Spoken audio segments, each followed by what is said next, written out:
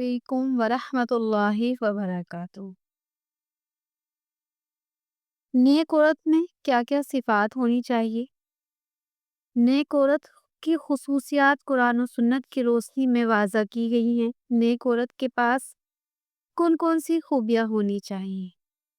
Number 1، تقوی اور دینداری، اللہ کی عبادت اور اطاعت گزار ہوتی ہے، فرائض، نماز، روزے، زکوٰۃ وغیرہ کی پابند ہوتی ہے، اللہ اور اس کے رسول صلی اللہ علیہ وسلم کے احکامات پر عمل کرتی ہے۔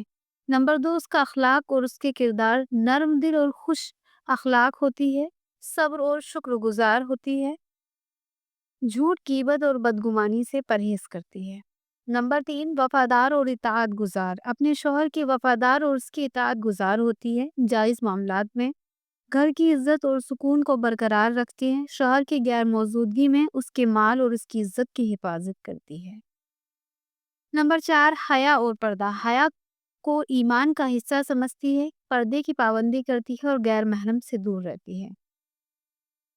نمبر 5، خاندانی ذمہ داریوں کا شعور، بچوں کی اچھی تربیت کرتی ہے، گھر کے معاملات کو حکمت سے سنبھالتی ہے، رشتہ داروں کے ساتھ حسن و سلوک کرتی ہے۔ نمبر 6، علم کی جستجو، دین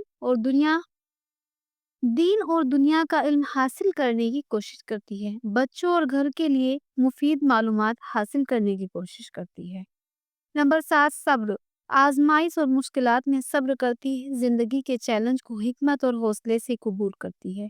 نمبر 8، محبت اور رحم دلی، اپنے شعور سے شوہر اور بچوں اور دیگر لوگوں کے ساتھ محبت اور مہربانی کا رویہ رکھتی ہے، دوسروں کے دکھ درد میں شریک ہوتی ہے۔ نمبر 9، ایمانداری اور سچائی اور ایمانداری سے اپنی زندگی کا حصہ بناتی ہے، ہر قسم کے دھوکے اور فریب سے دور رہتی ہے۔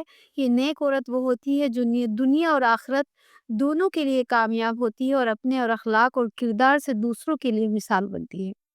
بے شک اگر آپ کو ہماری ویڈیو اچھی لگی ہو پلیز ہمارے چینل کو سبسکرائب کریں، لائک کریں، شیئر کریں۔ جزاک اللہ خیر۔ السلام علیکم ورحمۃ اللہ وبرکاتہ۔